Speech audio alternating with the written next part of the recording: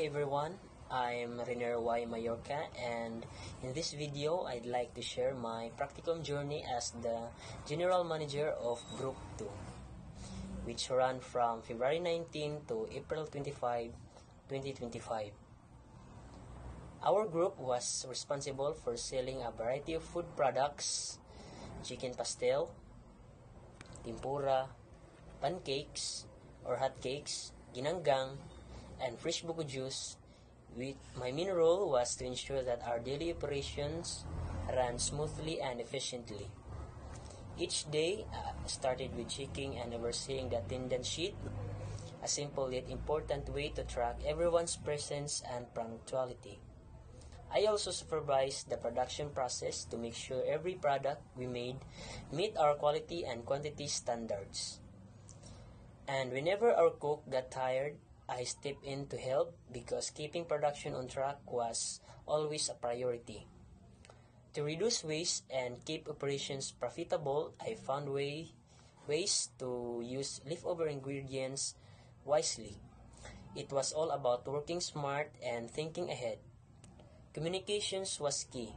Every day, I checked on my teammates to see how they were doing and to address any feedback from our customers.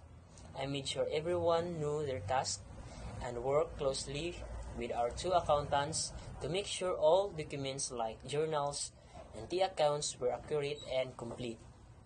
Cleanliness was a top priority too. I constantly reminded the team that a clean stall leaves a great impression on customers. When supplies ran low, I didn't wait around. I took the initiative to buy what was needed, like fresh coconuts for our buko juice, so we could keep things moving. Whenever we faced problems, whether with supplies, production, or teamwork, I encouraged everyone to open communication and reminded everyone that we're in this together. That helped build trust and stronger collaboration. Overall, this practicum was more than just work. It was a meaningful journey in leadership, teamwork, and resilience. I gained valuable experience in managing people, adapting to challenges, and working towards shared goals. I'm truly grateful for this opportunity and everything I've learned. This experience helped shape me into a better leader, and I'll carry these lessons with me in the future. Thank you.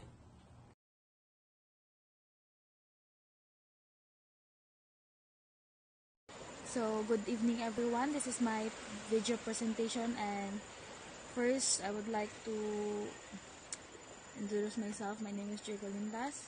So, the first challenges that we face in our practicum, during our practicum, is tong time nga we experience suspension of classes due to bad weather. Where sa isa ka week na display mi ato sa oval, which is dako gid nga opportunity unta sa mua, but due to bad weather nikalit lag suspension ng classes, and sa isa ka week 2 days lang mi naka practicum ato. So this caused delays in our production and lead to a significant decrease in our sales. So amo ang solution ato. So we devised a plan to recover from the losses. So we decided to increase our production during the following class to make up for the time and profit we had lost. So mo to nagdouble mi og production after atong nibawi kibali mi after sa suspension of classes. Tapos in addition sa mga challenges na na-face namo, we encountered several issues with our suppliers. Some of our ingredients are nikalit ra siya expensive, so mo tong murag na low among budget na kami sa budget. So amo ang solution ana, we were able to find a more reliable supplier who offered us more affordable prices. So morning adjustment nga murag mas napadali amo ang production ug ma-continue amohang operation. So as for my personal experience, I serve as one of the accountants in our group. So I find the position quite challenging because when it comes to managing of kanang organizing the financial documents and records kay murag lisod siya and tipod. And on top of that, we also face some interpersonal issues within our group and among our classmates nang wala nagkasinabtanay within our groups and sa laing grupo. But fortunately, we managed to resolve those conflicts through open communication and teamwork, which help us grow not only as individual but also a group.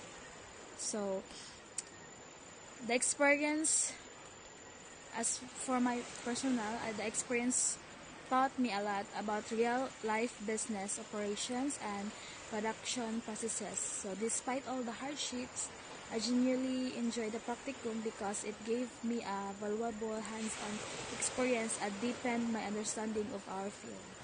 So that's all. Good day everyone, my name is Bon Andre Cañete and this is my video presentation about our practicum. So during our practicum, we have faced numerous challenges along the way. So one of that is the bad weather condition which led to unexpected suspension of classes, which also affected our overall business operation. To address this problem, we decided to double our production on the following weeks so that we can catch up to our goal and retain our losses during the time of suspensions. Although we had a hard time selling our products because the production is doubled, we made sure that everything within that day is sold. That is why we went to different colleges to sell our products. So my position in the stall is one of the accountants. So we also have different challenges that we faced, and that is including the preparing of financial documents, which really gave us a hard time because it was very hard for us since I don't think that I have enough knowledge and skills for this position. That is why to solve this, we did the research. We asked help from our advisor and also from other groups who knows better than us. Overall, I am really grateful for this wonderful experience in our practicum because of the skills and knowledge that I have acquired, and which I believe that is gonna be a great help in the future when we're about to get a job. That's all. Thank you.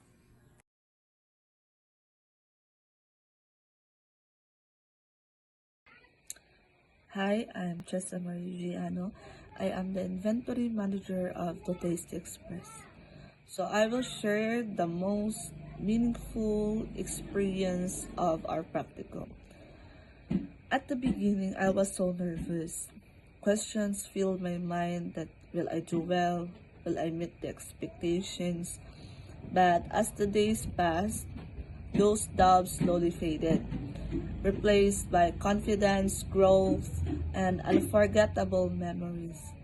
So this practicum was more than just a requirement, but it was an opportunity to step out of the classroom and into the real world, to apply the to apply what I've learned, to make mistakes and learn from them, and to discover strengths that I never knew that I had.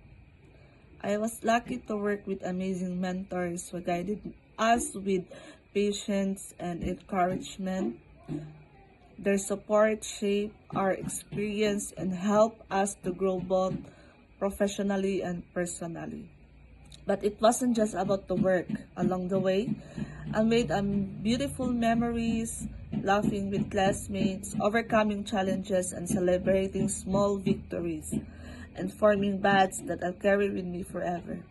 I have learned that the value of hard work, communication, and collaboration. But more than that, I've learned how fulfilling it is to be part of something bigger than myself. So our mentors, thank you for believing on us, to my friends and classmates, thank you for the shared laughter and support. And to everyone who was part of this journey, thank you for making it unforgettable. Thank you. So, good morning everyone. My name is Raydelyn Galdayan from Group 2, the Taste Express.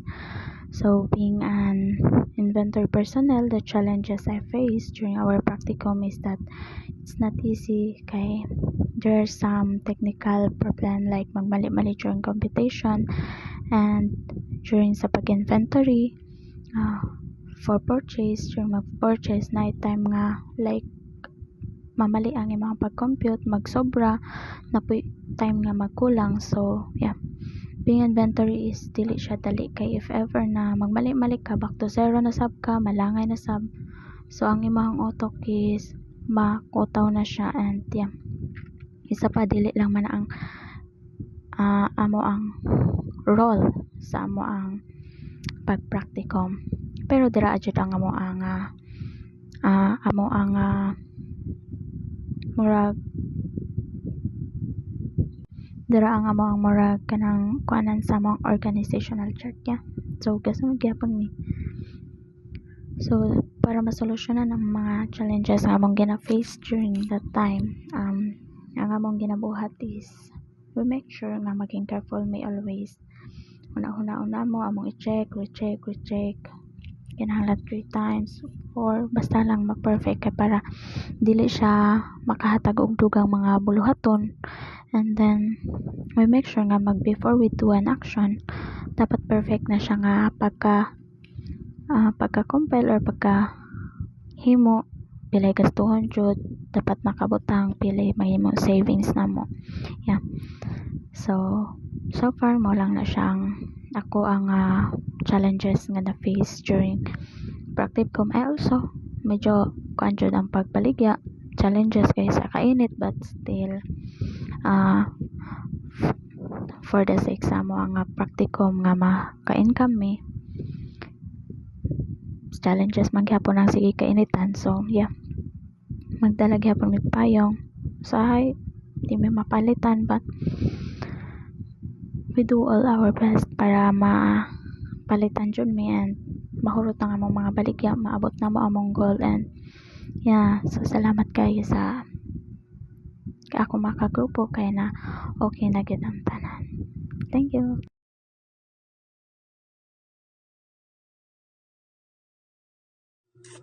Hello ma'am, good morning.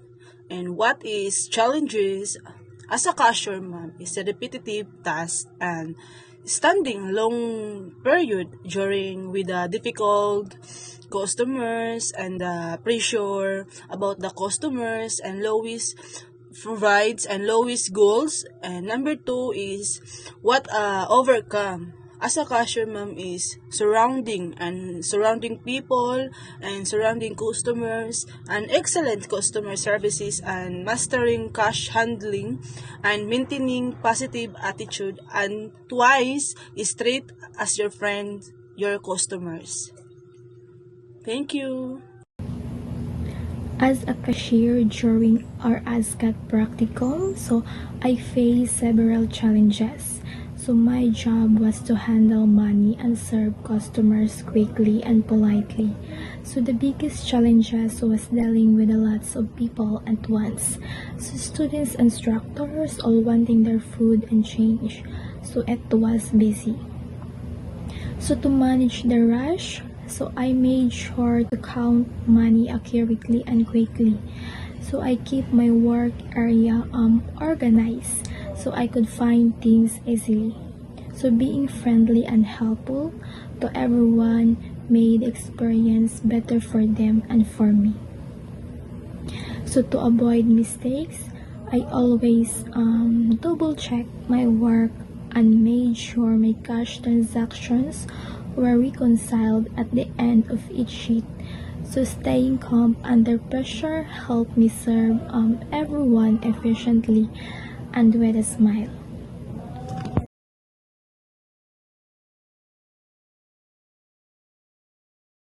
First, I am April Jobber Castro, and For my challenges to explain is, first is nagkailangan sa pag-participate during the practicum because kay dili classmates laylay og sections, but na-overcome siya through the struggle and also the challenges. Na-overcome siya tungod kay naa siya connection every time na magkita. And next is the rainy season. So for struggling sa rainy season, maglisod og baligya because lisod makakita og customers, and maglisod pud siya og cope up kay dili permi ang students o mga teachers, instructors nga nasa gawas. So lisod kayo if rainy seasons. But through online platforms, we promote our business, we promote our product para makagain gihapon og customers, and also makagain og profit. And also the suspension of classes, one of the biggest problem nga among nasagubang sa throughout our journey sa pagpracticum. And also lisod siya, it's because walay students, walay instructors. So for how many days na na-struggle siya, we also promote and also we bawi sa next day sa mga so we double time our product para mas modoble pod ang among modoble ang kita. So ingana siya pag overcome sa among group. And also the lack of resources, one of the problem pod, lack of resources because sometimes dili permi na ay mga resources like saging, dili permi na ay baligya na buko. So through innovation, through resourceful ideas sa among kauban, like moadto sa laing nga barangays or even municipalities, if ever man nga naa, we cope up and we have to innovate any resources nga naa. And last is small customers gyud kana gyud siya. So if wala siya customers nga moabante sa among stall, we try to libot-libot and also to contact our friends na kung asa sila inside the school para mahatdan mo sila, and also to figure out kung unsa man ang kanang kinahanglan pa dito nga ibaligya if ever man nga na sila mga needs or even na sila mga requests sa among stall. So that's all. Thank you so much. Good morning, I am Maricar Joy Soberano, and the challenges that I observed during our practicum is the competition to the other food stall. To overcome this, we need a strong strategy to stand out, like we need to maintain the taste of our product to attract more customers.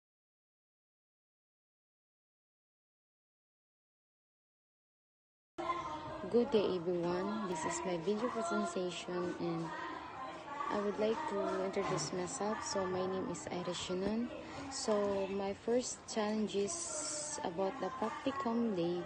So katong na ay activities ASCAT din after ato nag-declare ang ASCAT of suspension kasi may bad weather. So dako ang apekto ato sa amo as a practicumer. So ang amo ang quota ato wala siya nakuha. So especially with the facing difficult situation, challenges and an important aspect of practicum success.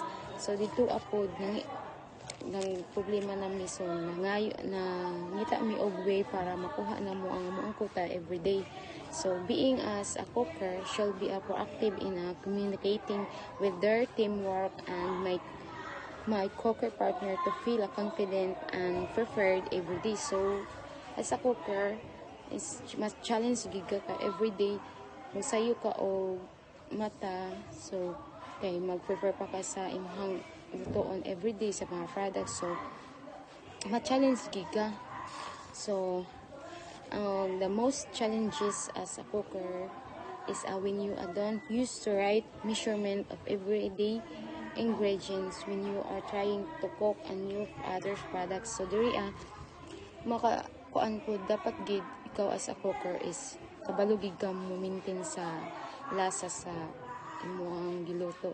So para ma-maintain mo ang ilahang kalami, so dira dapat po ang imuhang gipangluto is limpyo, so para mas daghan og daghan gyapon og mamalit. So with my teamwork, so sa kuan po is maka-challenge kay bisag unsa nahitabo sa amo ang grupo, wala gihapon mi nagbalampuson gihapon mi na mahuman ang praktikong na walay kahiubos, walay kasakit. So difference gihapon, so nagtinabangay gihapon mi sa pag-abot sa kanang everyday na mag-duty mi, wala mi kuan ang amo lang na. During our practicum, we encounter some of the challenges like insufficient supply in the market due to the perceived by other customer or our other competitors like banana. Some of our competitors were buying, so we dili namin makaabot og palit sa market, and we overcome that by we're going to another barangay to buy a banana. And we also encounter suspension of classes due to the bad weather.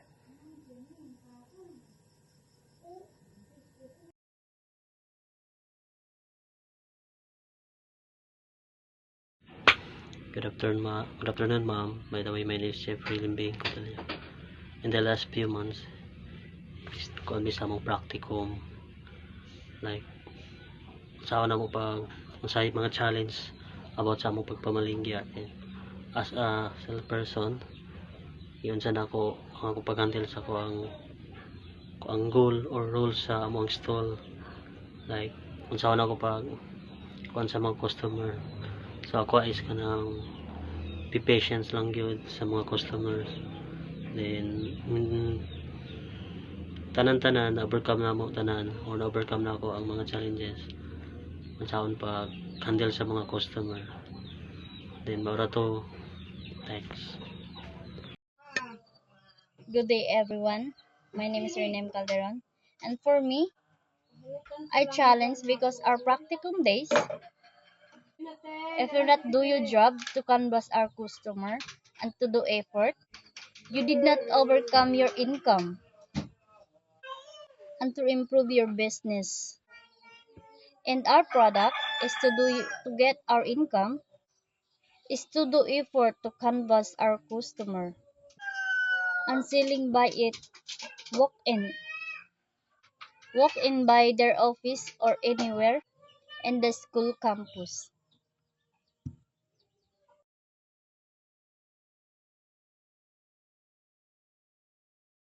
A pleasant evening everyone. My name is J. Mark Gamarcha.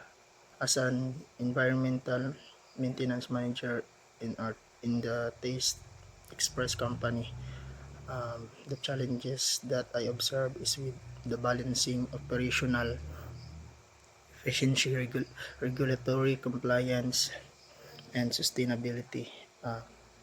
How I overcome these challenges is a strategic approach that integrate engagement and continuous approaching